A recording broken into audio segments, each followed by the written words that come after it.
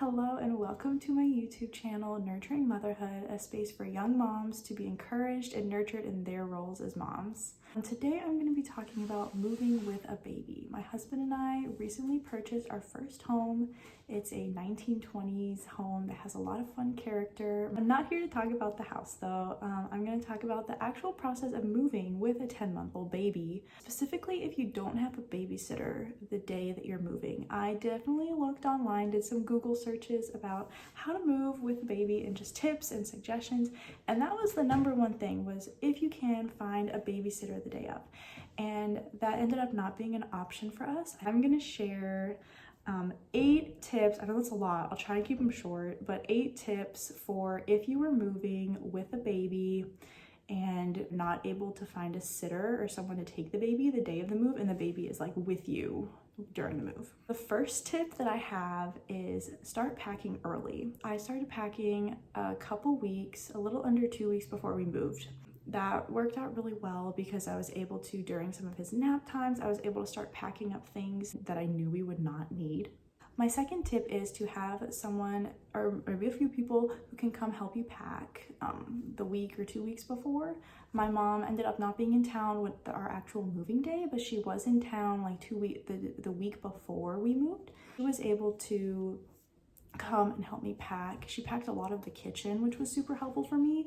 So if you can have someone, whether it's a family member or a friend, either come help you pack or watch your baby while you pack. I found it really helpful to have someone come and actually just work on packing because I was getting overwhelmed, and so it was really nice to have someone who wasn't in the midst of all the move who could just come and just knock it out.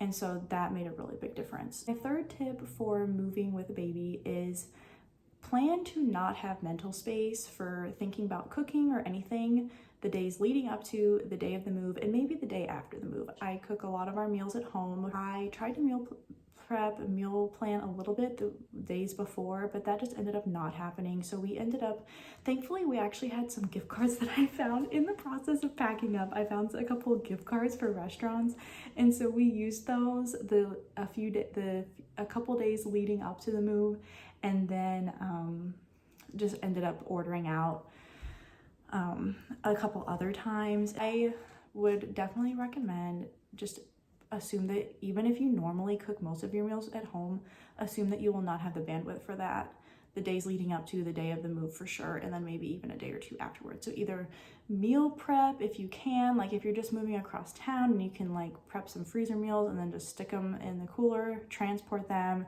know where your slow cooker Instapot is and be able to throw them in. I was not that strategic, and so we just order food out. But definitely this week getting back into cooking again. My fourth tip for moving with a baby, if you don't have a babysitter the day of, is to, even if you don't have like a designated babysitter, if there's someone who comes to help you move who can take the baby and just like even just play with them in a corner for a little bit so that you can get some things done, that can be really helpful. We had some friends come help us move. I had one person who was helping clean some things in our old apartment, and then she kind of finished up with that. So she was actually able to take our son and just kind of sit in a corner with some toys, and he could still kind of like see what was going on. And there was even a few times where he got fussy, but she was able to hold him and let him see what was going on.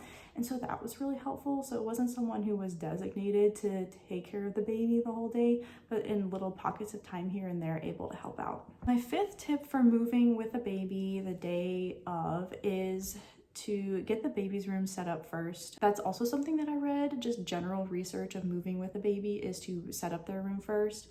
So I did try and do that. It was partly because by the time we got everything moved to our new house, he really needed a nap. And so I was like, I need to at least get his pack and play set up and the noise machine out and some garbage bags taped over the windows, so that, because we didn't have curtains yet, just so that he could take a nap.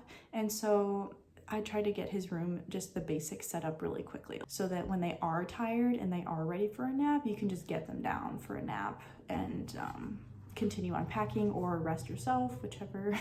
My sixth tip for moving with a baby is, if you can have some people, a friend or two, actually help with some of the unpacking, that can kind of take some of the load off of you when you've been trying to finish packing up and getting everything moved, and then you're also responsible for your baby. We had a couple friends who, one was able to stay late after everything was unloaded, and then the other came late, so she wasn't available until everything had been moved over, but she came over, and so those two friends really focused on unpacking the kitchen, and so that was so helpful because my husband and I were completely exhausted, and so it was really nice to have someone set up the kitchen.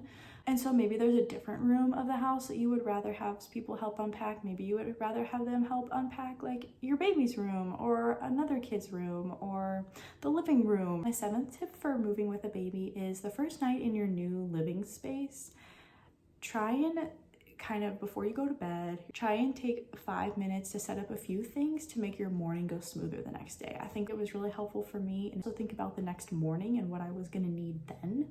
I made sure that I had some clothes like for me and for my son, and then I also made sure that I had like toiletries. I basically just set up the shower really quick so that I would not have to worry about that or think about that in the morning.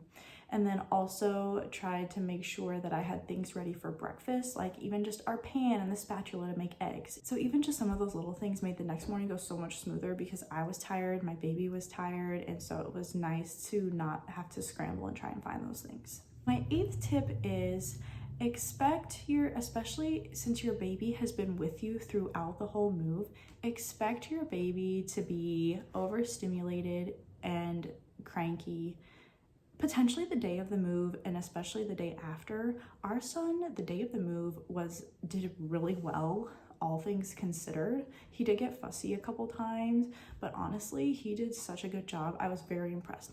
The day after the move, he was just, I could tell he was overwhelmed and tired. He seemed a lot more like clingy and just wanted to be near me a lot more and just fussier. And so it didn't necessarily take me by surprise, but that was just something I had to navigate with him.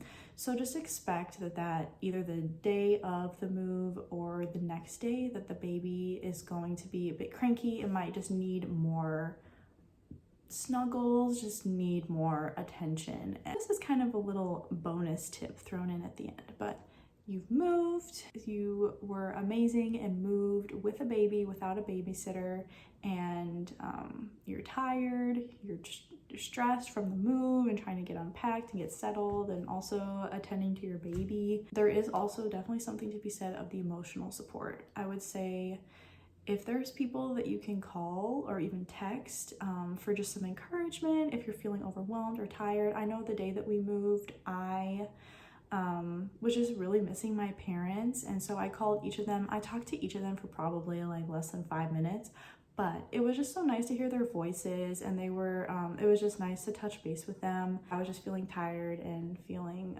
kind of emotional, honestly, because it was just such a big day and there was just a lot to move and a lot to move with the baby. So I do just want to give you that encouragement if you are moving and you are kind of doing it on your own in a way of like you're moving and you're not able to find someone to watch your baby. You are doing amazing. You are packing up and transporting your life to another place and attending to your child at the same time. That is no small feat, and you definitely have a lot to be proud of in that way.